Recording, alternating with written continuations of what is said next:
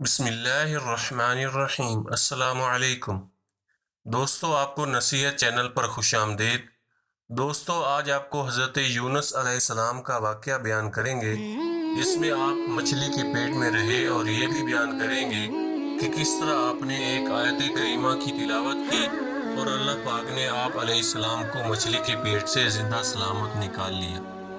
دوستو، ویڈیو شروع کرنے سے پہلے آپ سے گزارش ہے کہ اگر آپ نے ہمارے چینل کو ابھی تک سبسکرائب نہیں کیا تو سبسکرائب کر لیں اور بیل آئیکن کو بھی پریس کر دیں۔ جزاک اللہ۔ حضرت یونس علیہ السلام کو اللہ تعالیٰ نے شہر نینوہ کے باشندوں کی ہدایت کے لیے رسول بنا کر بھیجا تھا۔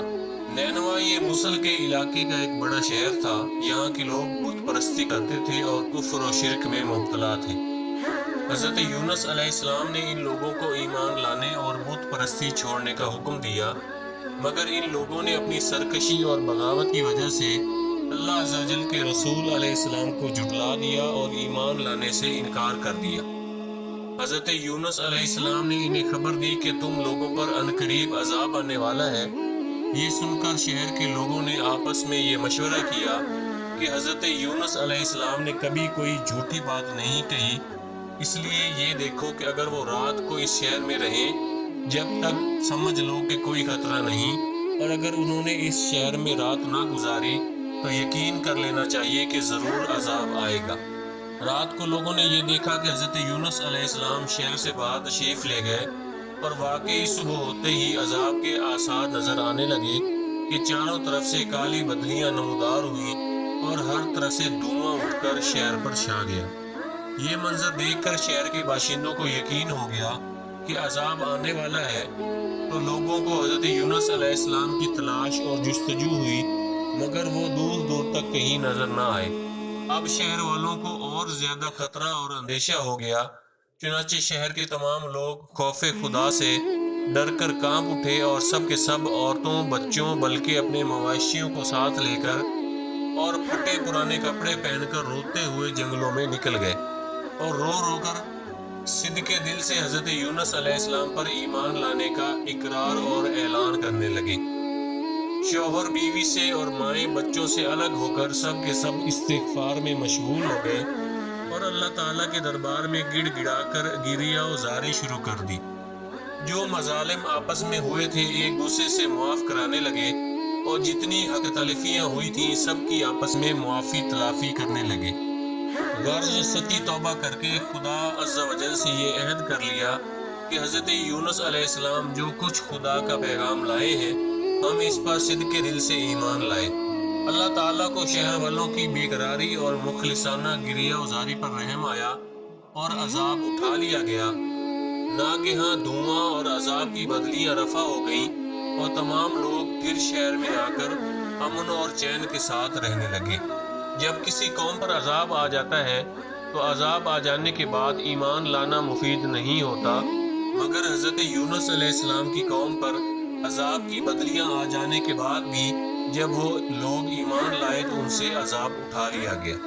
طبرانی شریف کی روایت ہے کہ شہر نینوہ پر جب عذاب کے آثار ظاہر ہونے لگے اور حضرت یونس علیہ السلام باوجود تلاش اور جستجو کے لوگوں کو نہ ملے تو شہر والے گھبرا کر اپنے ایک عالم کے پاس گئے جو صاحب ایمان اور شیخ وقت تھے، اور ان سے فریاد کرنے لگے تو انہوں نے حکم دیا کہ تم لوگ یہ وظیفہ پڑھ کر دعا مانگو: یا حیو حین لا حی و یا حیو یحیی الموتى و یا حیو لا الہ الا انت۔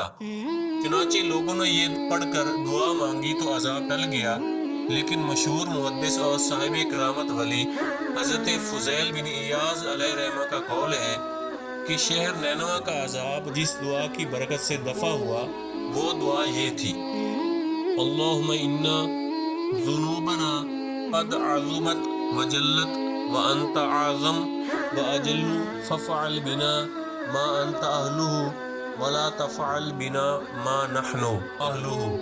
بہرحال عذاب ٹل جانے کے بعد جب حضرت یونس علیہ السلام شہر کے قریب آئے تو آپ نے شہر میں عذاب کا کوئی اثر نہ دیکھا۔ لوگوں نے عرض کیا کہ آپ اپنی قوم میں تشریف لے جائیے، تو آپ نے فرمایا کہ کس طرح اپنی قوم میں جا سکتا ہوں؟ میں تو ان لوگوں کو عذاب کی خبر دے کر شہر سے نکلا تھا، مگر عذاب نہیں آیا، تو اب وہ لوگ مجھے جھوٹا سمجھ کر قتل کر دیں گے۔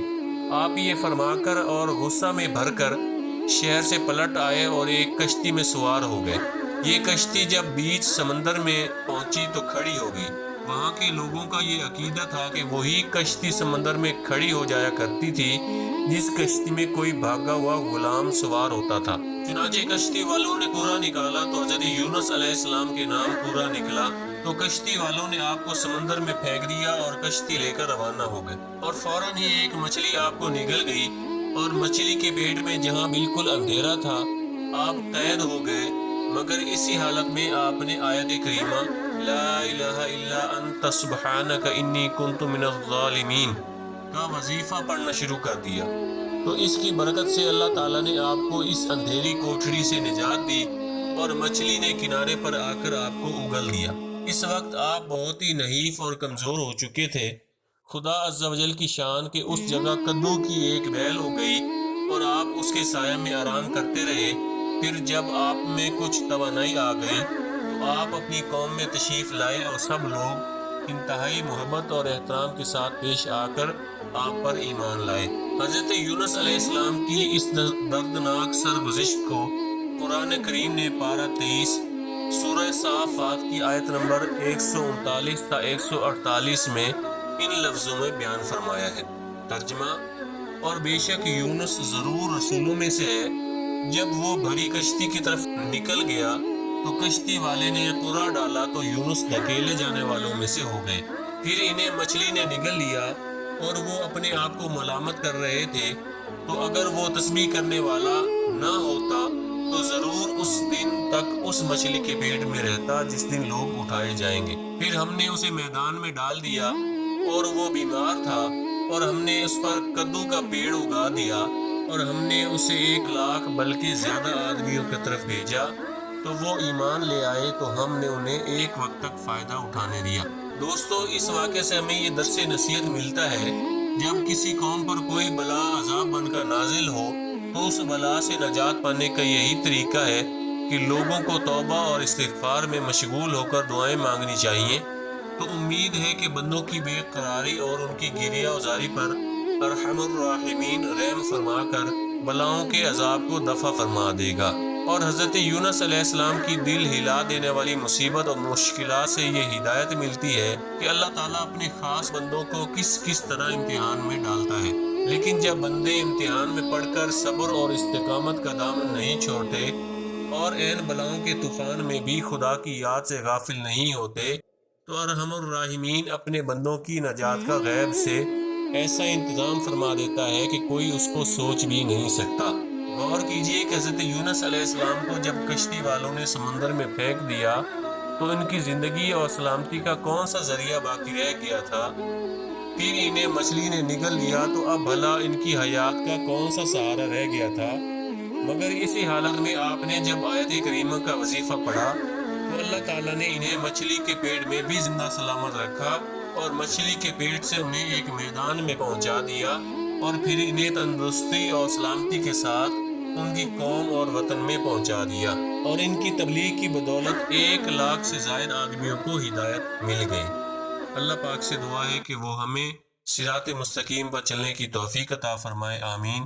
دوستو، اگر آپ کو یہ ویڈیو پسند آئی ہے تو اسے لائک اور شیئر ضرور کر دیں۔ جزاک اللہ۔